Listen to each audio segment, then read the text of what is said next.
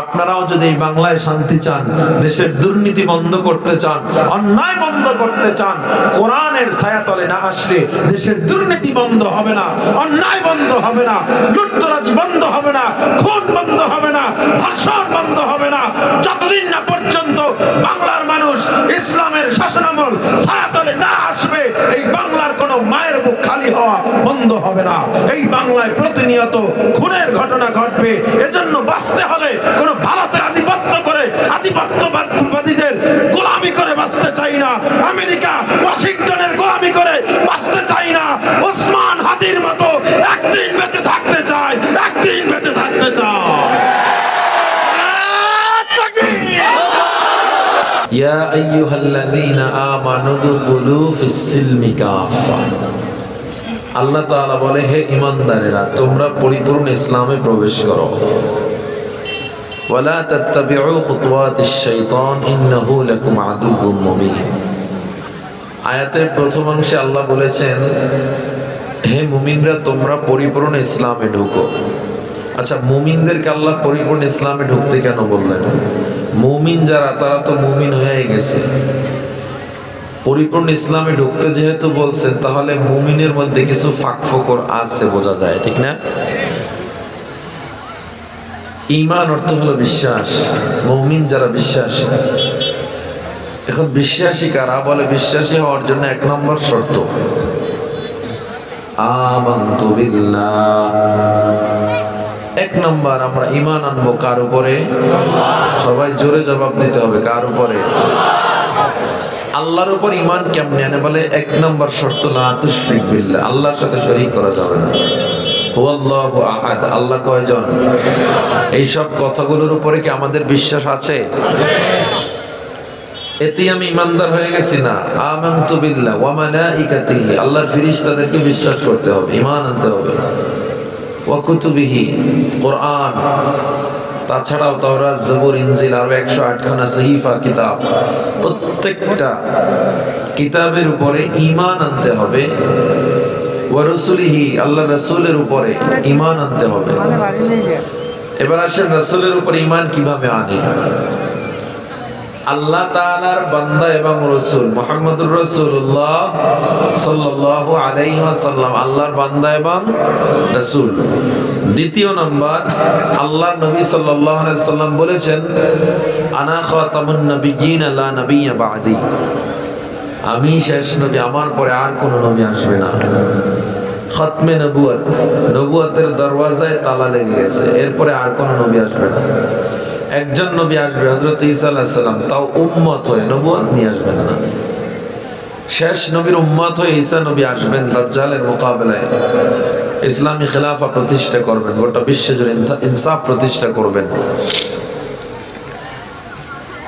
তো আল্লাহ তাআলার পয়গম্বরের উপর ঈমান আনলাম শেষ নবী মেনে। এখন কেউ যদি বলে না, নবুয়তের দরজা এখনো তালা লাগে না, তাইলে আমার নবীর নবুয়তের উপর আক্রমণ হলো না?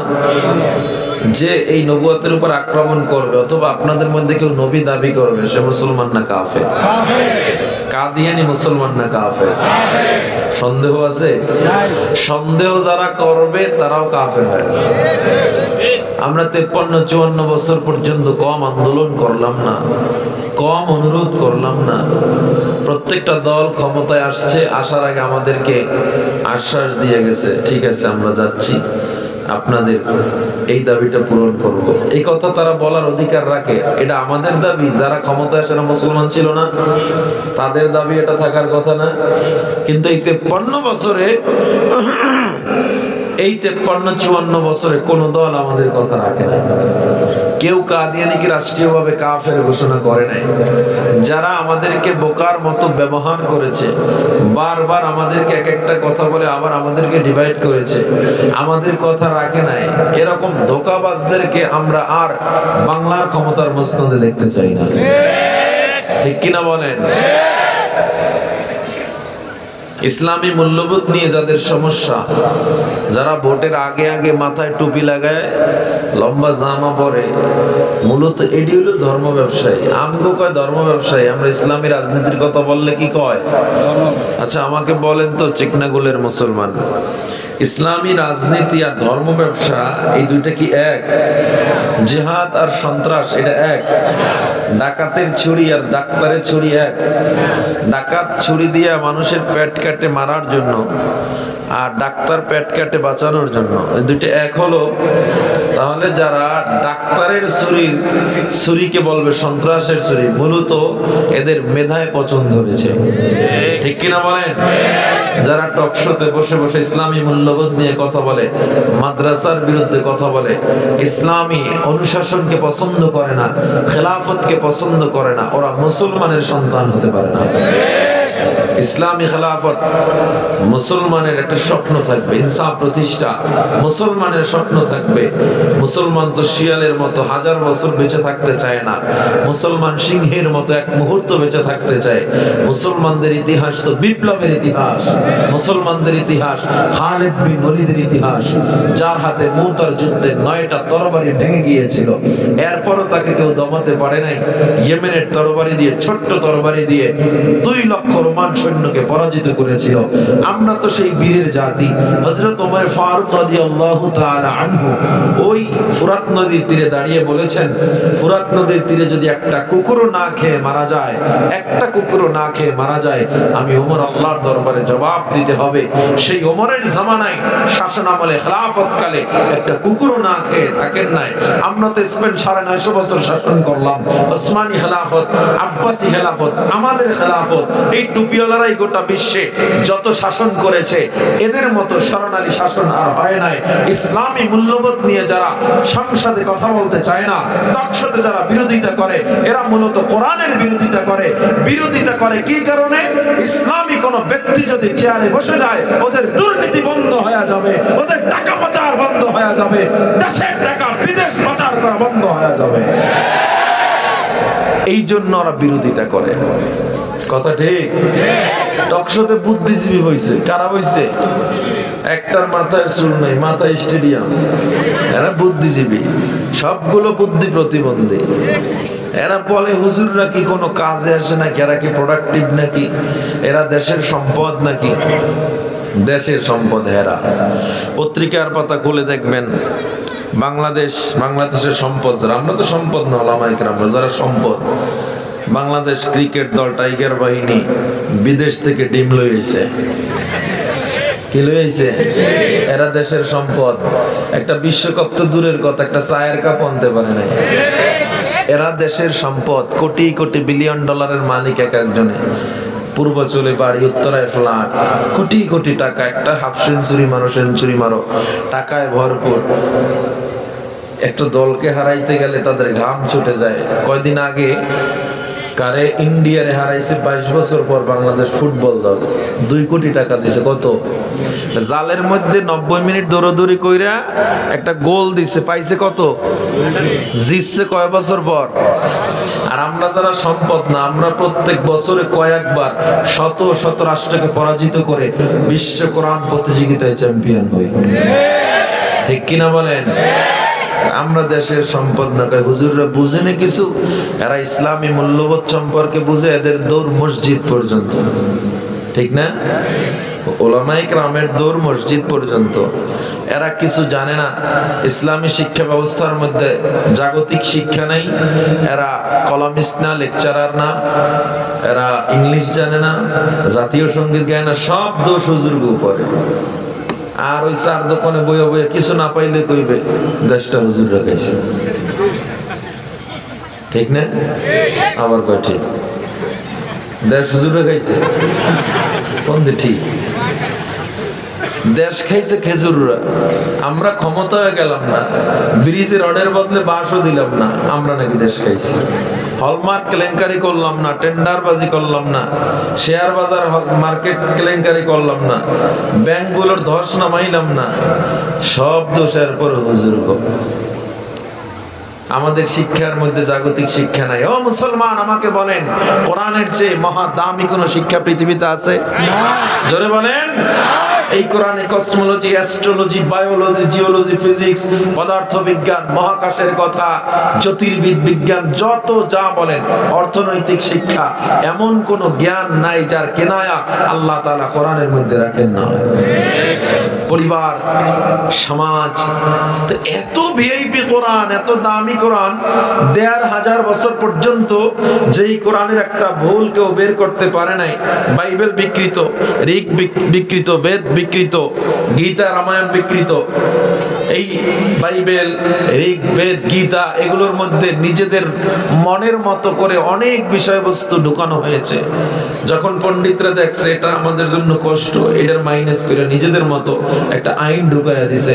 কিন্তু কোরআন একমাত্র অক্ষত, কিয়ামত পর্যন্ত এই কোরআনে কলম ঢুকানোর মতো ক্ষমতা কারো নাই। এই ১৫০০ বছর পর্যন্ত যে কোরআন লিডিং এ আছে, গোটা পৃথিবীকে শাসন করতেছে, সেই হেরার আলোতে আজকে গোটা বিশ্ব আলোকিত হলো। যেই কোরআনের ছায়াতলে এসে দৈনন্দিন America, Europe, Mexico, Canada, Belgium এমন কোন রাষ্ট্র নাই যেখানে কাফেররা মুসলমান হচ্ছে না, আমার নবীর আদর্শ দেখে মুসলমান হচ্ছে না। ইতিহাস পড়ে দেখো, সেই কোরআন এত পাওয়ারফুল, সব দিক থেকে এই পাওয়ারফুল কোরআন বুঝি রাষ্ট্র পরিচালনায় দুর্বল।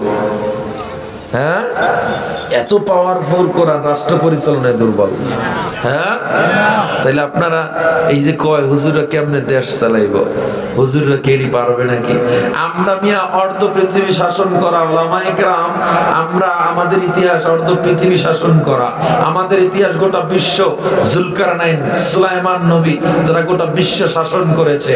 আমরা নিজেদের কোনো মতাদর্শ প্রতিষ্ঠা করব না, কোরআন এবং ইসলাম অনুযায়ী দেশ চালাবো। ৫৩ বছরের দুর্নীতি ১ বছরে ঘুচে যাবে ইনশাআল্লাহ। আমরা বাঙালি মুসলমান যা চোখে দেখি না তা কেমন যেন বিশ্বাস করতেছে। এই কারণে এই ৫৩-৫৪ বছর আমাদের ভাগ্যের কোনো পরিবর্তন হয় নাই। কেন হয় নাই? ইসলামী শাসন ব্যবস্থা যে কত সুন্দর এটাই আমরা বুঝি না। ইসলামিক স্টেট আফগানিস্তানের দিকে একটু তাকান, গোটা ইয়েলো মিডিয়া, গোটা বিশ্ব মিডিয়া তাকে সন্ত্রাস হিসাবে উপস্থাপন করে রাখছে যুগের পর যুগ। আল কায়দা, তালেবান প্রত্যেকটা সংগঠনকে বিশ্বের শ্রেষ্ঠ সন্ত্রাসী সংগঠন হিসাবে তারা মানুষের কাছে প্রচার করেছে। মিডিয়া মারাত্মক শক্তিশালী একটা ব্যাপার। মিডিয়া সন্ত্রাসের চেয়ে বড় সন্ত্রাস পৃথিবীতে নেই। যে কোনো নির্দোষকে জেলে পচায় মেরে ফেলবে মিডিয়া। হয় নাই এই মিডিয়া সন্ত্রাস বাংলাদেশে? হয় নাই? হয় নাই? ওলামায়ে কেরামরা অন্যায়ভাবে নির্বিচারে জেলে ধুকে ধুকে মারা যায় নাই? এই মিডিয়া সন্ত্রাস সবচেয়ে বড় সন্ত্রাস। অথচ আফগানিস্তান আজ নিজেদের পায়ে দাঁড়ায়, তাদের কারেন্সির পাওয়ার কি পরিমাণ, তারা আবিষ্কারে কত আগায় গেছে, টেকনোলজিতে কত আগায় গেছে, এদের আইটি সেক্টর গুলো এত পাওয়ারফুল, এদের মানি যে কন্ট্রোল পাওয়ারিং যে প্যানেলটা এত পাওয়ারফুল হয়ে গেছে যে আমেরিকা এখন থরথর করে কাঁপে।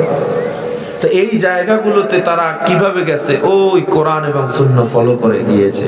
সেই কোরআন চিকনাগুল মাদ্রাসায় পড়ানো হয়। আপনারা যারা মনে করেন আমরা খালি দৌড় মসজিদ পর্যন্ত আর মানুষের বাড়ি খাই, আপনাদেরকে বলে গেলাম এই কোরআন দিয়া গোটা বিশ্ব শাসন করেছে। এই ইসলাম দিয়েই আজ আফগানিস্তান সহ বিশ্বের আরো অনেকগুলো রাষ্ট্রে শাসন ব্যবস্থা চলতেছে।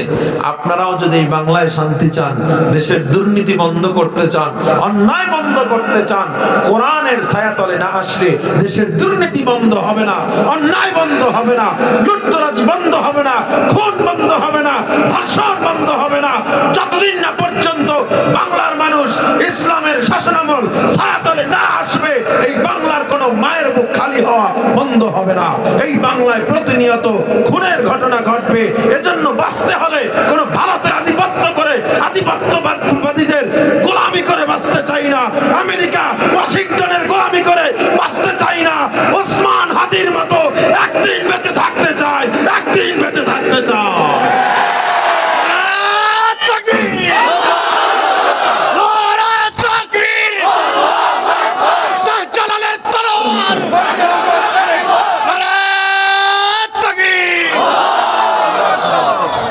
মাহফুজ ইসলামিক টিভি, ইসলাম প্রচারণায় সত্যের সঙ্গী।